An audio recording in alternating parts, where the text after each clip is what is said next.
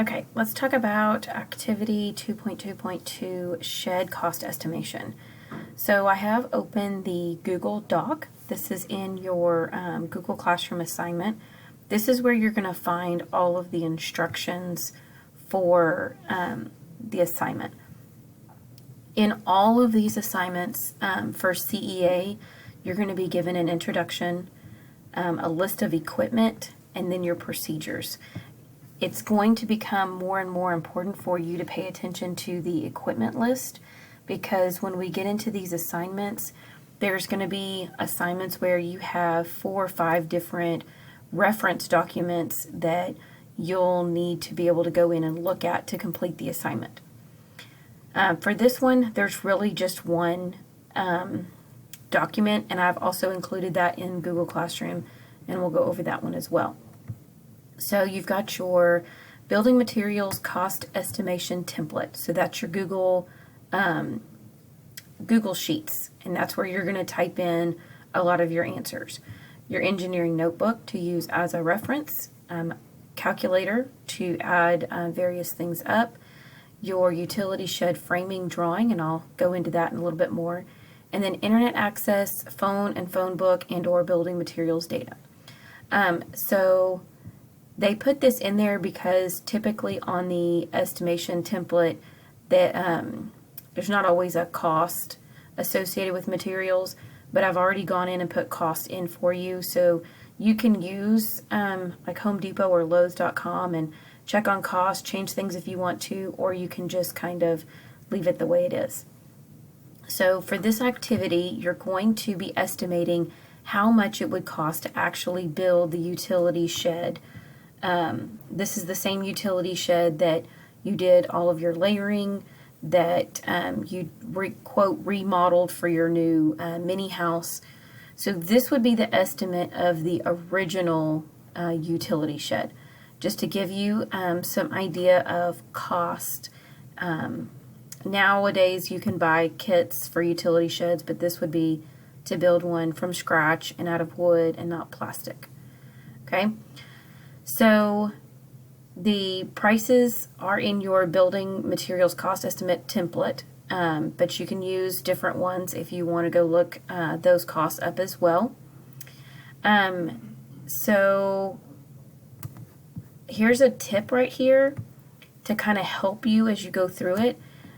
When you're going to be using this A2 example utility shed framing drawing, and this tip right here is as you're going through and you've counted stuff, go ahead and highlight it. That way you know what you've counted and you know what you haven't counted. You will always round up to the next whole number when you're counting quantities of materials. So if you've never done any kind of project, home improvement project or anything around the house, when you go to Home Depot, Lowe's, or any other store like that, if you need, let's say you're trying to buy a 2x4 and you only need 5 feet. Well, you can't just go in and say, well, I need 5 feet or I need 5.5 feet. You have to purchase the whole board.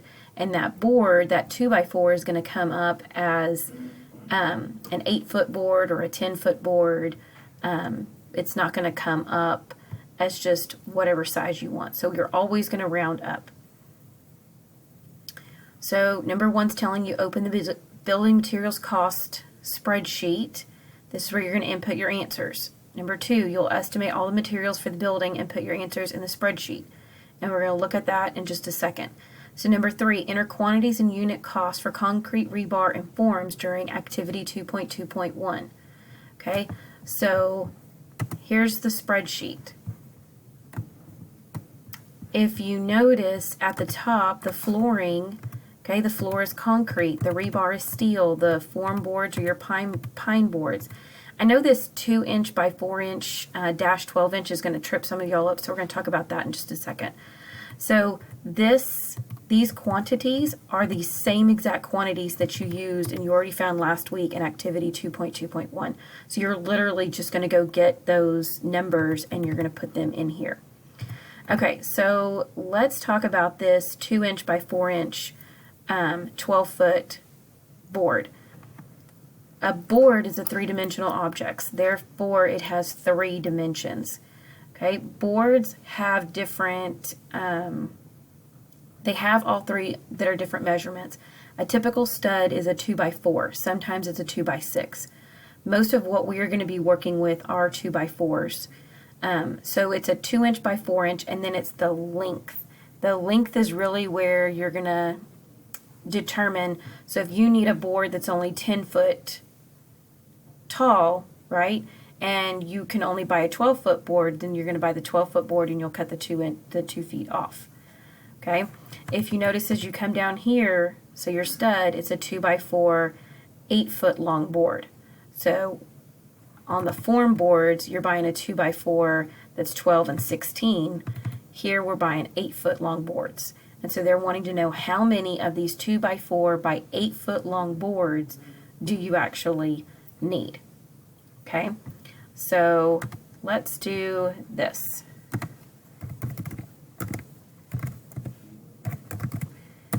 Okay, if you go to Home Depot, and we're going to go look in the departments, and we're going to go down to lumber.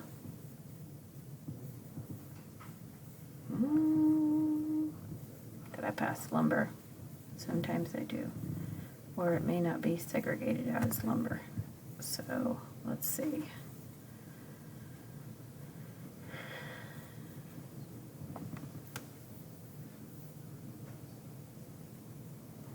Building materials. Okay.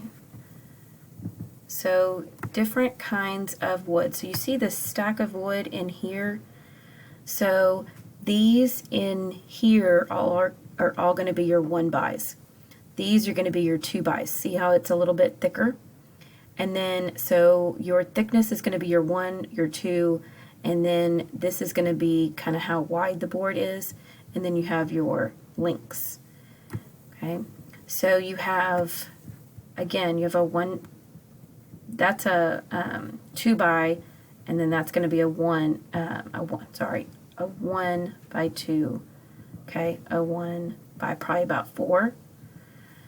You have plywood. Plywood is going to be your sheathing. Sheathing is going to be in these big sheets, okay.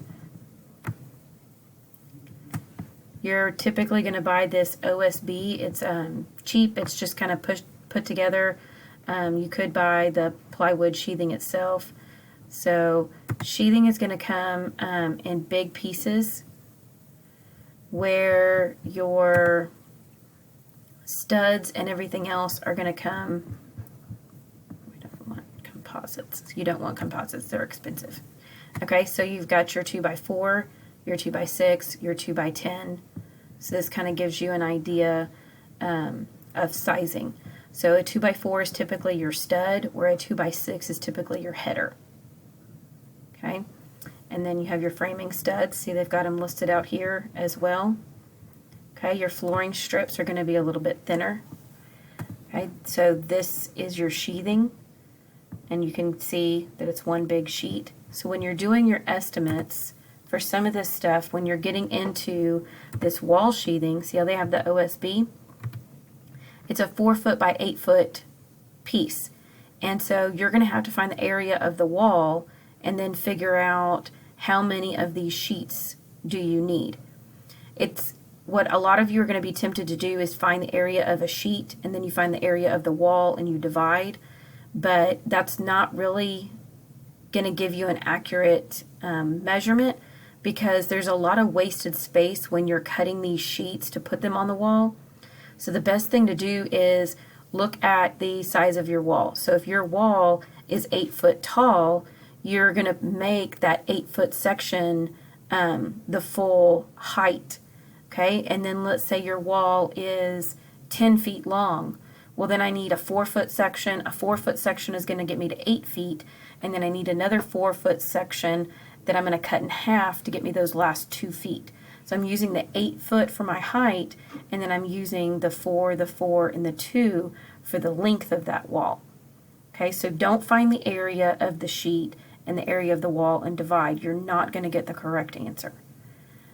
Same thing with your vapor barrier, your insulation, everything, your vinyl. Okay, so you're going to go through and you're going to find all these different amounts. So the anchor bolts, they're actually not notated on the drawing sheet, so I've just given you that you need 14 anchor bolts. Okay, so down here when you get to the walls, this picture right here is just a sample wall framing to give you a little bit more detail to show you what everything is and what everything means. It's got a lot more labeled on it, so that you're going to want to use that as you're doing the walls. So let's look at our actual drawing sheet. So this is the same, it's almost the same drawing sheet as what y'all used before when we very first started it, and you can actually use that one. This one's just a little bit more zoomed in on the elevation views so that you can count a little bit better.